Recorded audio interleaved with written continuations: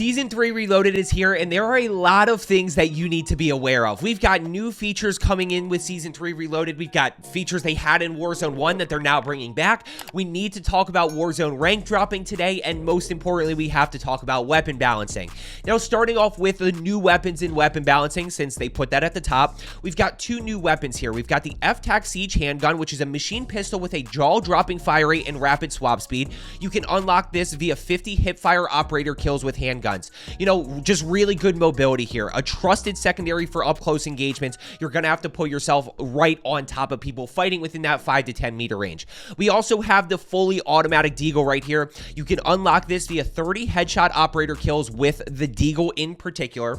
Biggest thing with both of these, we'll see how they play out, right? We don't know what the TTKs look like and what the damage values are or anything like that. We'll have to kind of see how they play out in game.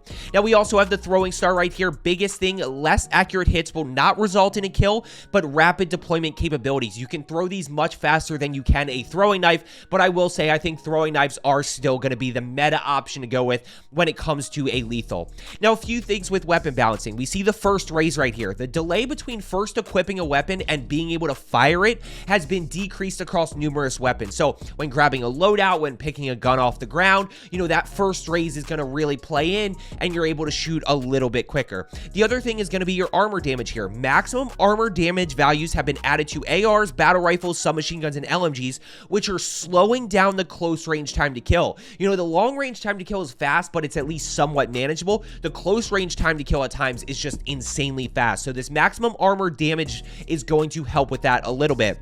Terms of minimum armor damage here has just been added or adjusted to several weapons to increase their viability at longer ranges. Now, let's go ahead and jump in here.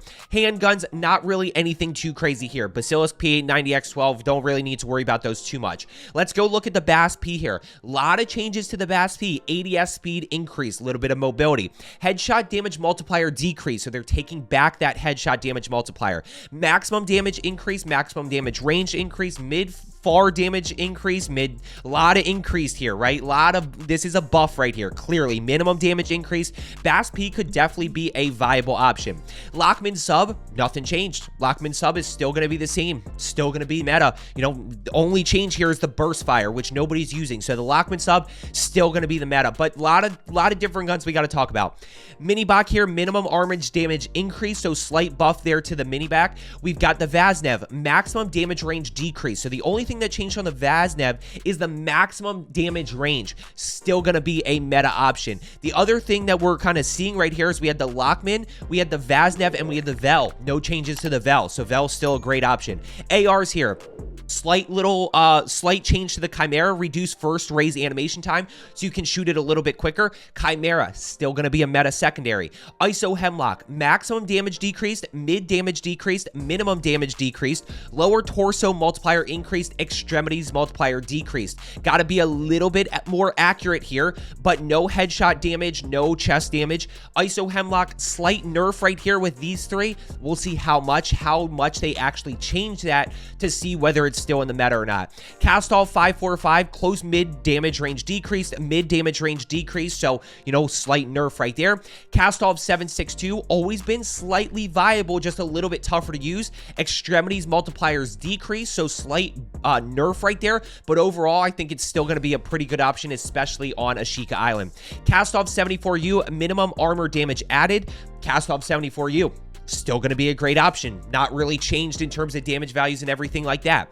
Lockman 556, this is the Growl. Basically the Growl of Warzone 2. Close mid damage range increase, maximum damage range increase, mid damage range added, you know, so upper torso multiplier increase. Lockman 556 with a buff. Gonna see how that plays out. It's a very easy gun to use. Slight little increase in TTK could absolutely throw this into the meta. M16 we're just gonna skip unless something crazy happens where all of these are increased to a whole nother level where it's actually in the meta. We'll find out. Somebody will discover that, but not a whole lot to pay attention to.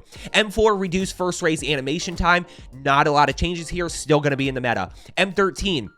ADS speed increased slightly, damage range is increased, hip fire spread, don't need to worry about that, reduced first raise animation time, and of course this means they slightly increased the, the longer range TTK, or they made it better. So M13 could be in the meta, still has that really fast fire rate though, and that damage per mag isn't that good. TAC 56, maximum damage range decreased, right? So maximum damage range was decreased just a little bit. TAC 56 still going to be a really good option. Battle rifles here, reduce first raise animation time, not a ton of changes to the FTAC recon or any of these really. The only one is the SO14, lower torso multiplier increased. A lot of these we're looking at like, is the damage value actually increased to make the TTK faster? So we got the shotguns here. We're not really a whole lot going on. You see the LMGs, reduce first raise animation time. Sokken's still going to be a decent option. Rap going to still be a decent option. Rao's still going to be a decent option. So not a lot of changes when it comes to our actual weapon balancing. Now right here, explosive bullet velocity decreased, so that's for your snipers, right? So the one-shot snipers that you can use, the MCPR, the FJX Imperium, the Victus, you have to have explosive ammunition. Got to make it a little bit tougher to use here with the bullet velocity. Now in terms of lasers here, not a whole lot to look at because you're not really using the cantids anyway. Magazines, the only thing that we want to take a look at here is the large and small. So large magazines now, the ADS speed penalty has been decreased. So the ADS speed is going to be a little bit better than it was in Season 3. Movement speed penalties decreased. Same thing here. The penalties were decreased. So now when equipping a large magazine, your ADS speed and your movement speed is going to be a little bit better than it was before. When we look at the small magazines, ADS speed benefit increased. Movement speed benefits increased. Sprint to fire speed benefits increased. So small magazine could be a little bit better option here on some of the SMGs because of these three things. Nothing really with the muzzle here. We don't see anything too much with the stocks. Let's go ahead and keep moving here.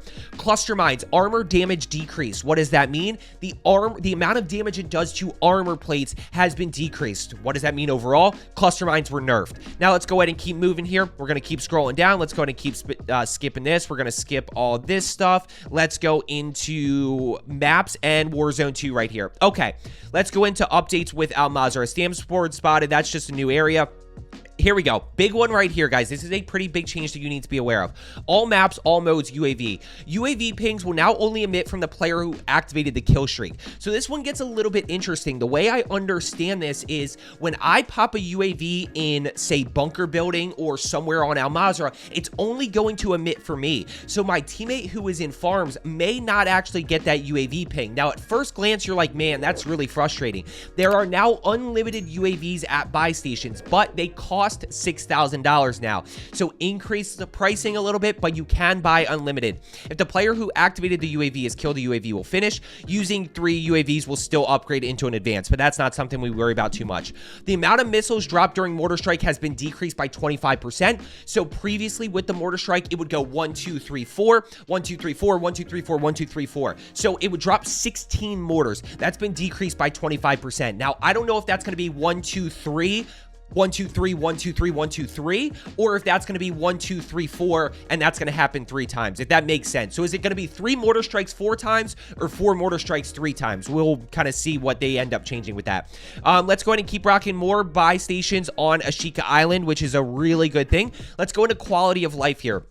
Eliminated players who are expecting a live player will now be able to see live player pings. This just helps with kind of some of that cheater stuff and the fact that you can see when somebody's live ping now. There's a lot of changes in terms of live pings as well. Ammo cache, buy station item selection will always default to starting on the gear option. Buy station loadout name. Players will now see custom loadout names while navigating the buy station to purchase a weapon. So this just helps with naming your actual kind of loadout guns and everything like that. This way you can see exactly which one you're choosing. Compass ping. Player ping icons on the compass will now appear with their respective squad member number. Just a little bit of minor change there. Prox chat, oxygen level meter. This is a big one right here. Players will now see a curved gray bar appear towards the center of their UI that indicates remaining oxygen levels. We've been asking for this for a while. When you're underwater, not knowing how much life you have left, not knowing how much you regen when you come up for air, you're now going to see this on the side. It's very noticeable. It's a little curved bar that basically tracks how long you can stay underwater for.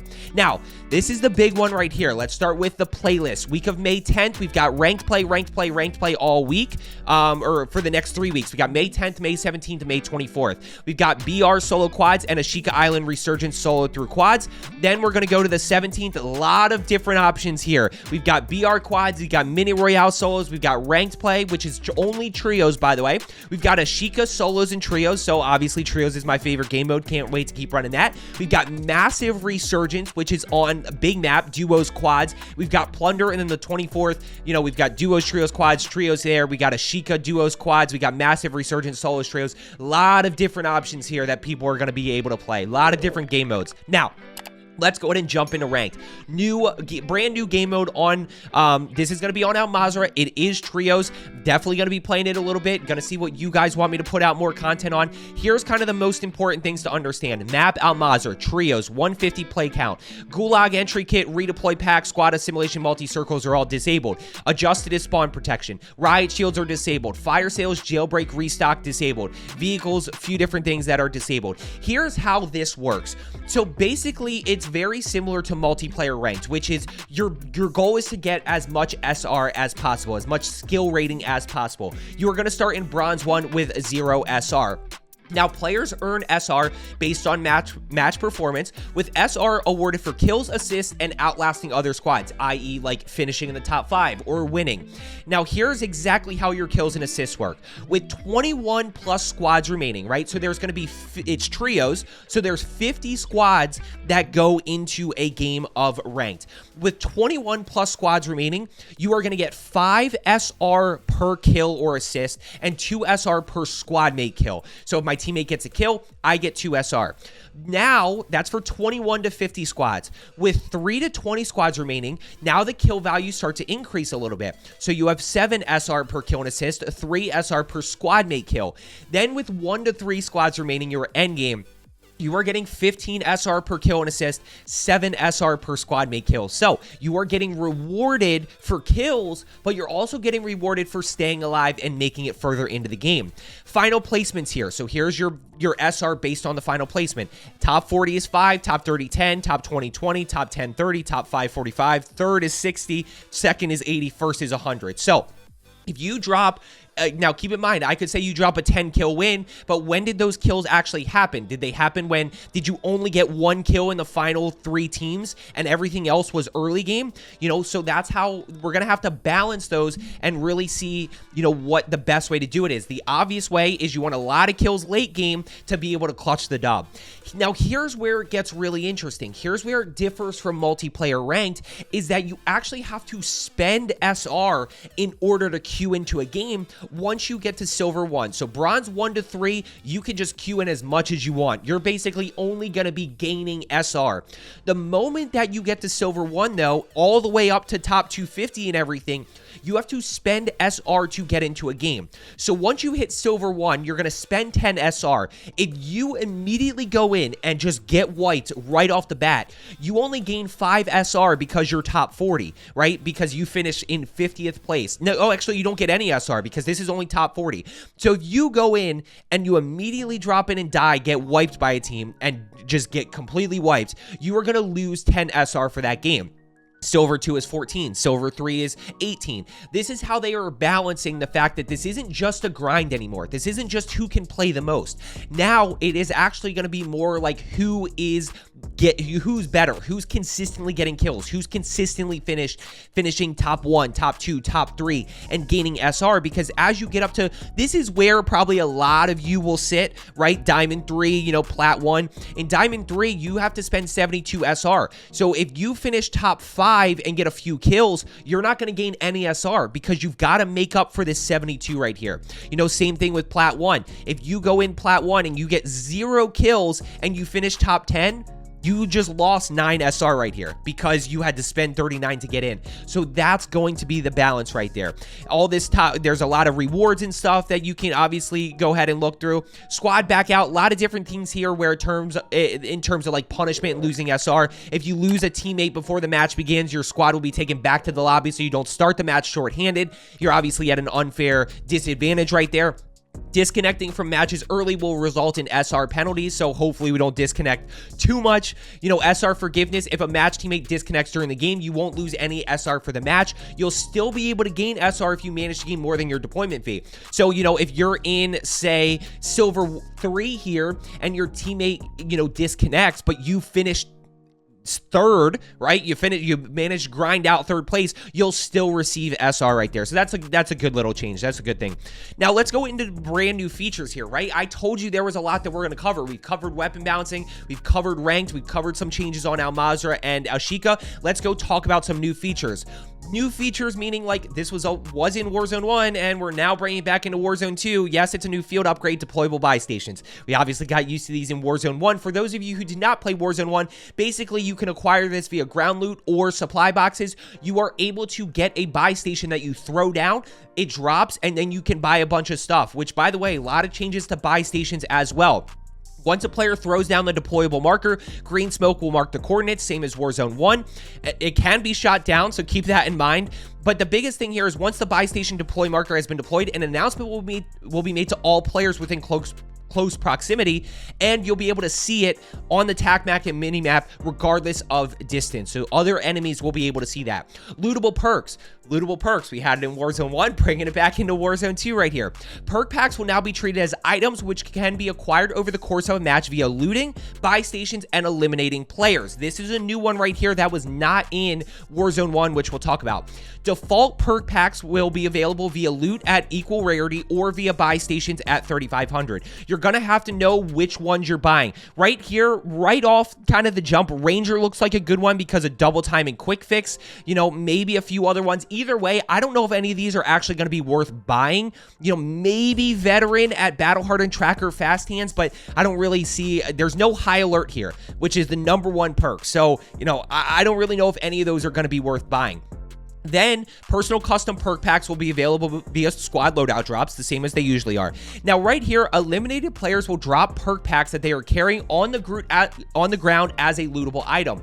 So when you kill somebody, they are now going to drop that perk package that they have that you can pick up and use. Now, players can only have a single active perk pack equipped at a time. So the way I understand this is if you have your loadout perk pack and you pick one up off an enemy, you can't use both. They don't stack. So you can't start running like High Alert, Ghost, and then, you know, Quick Fix and a bunch of other things. So they don't actually stack.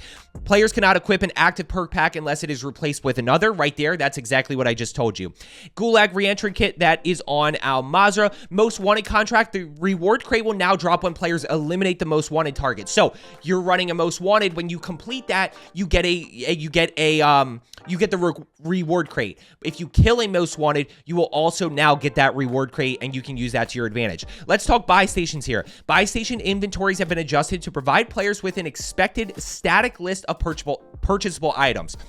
We got perk packs for 3,500. This is unlimited gear items right here.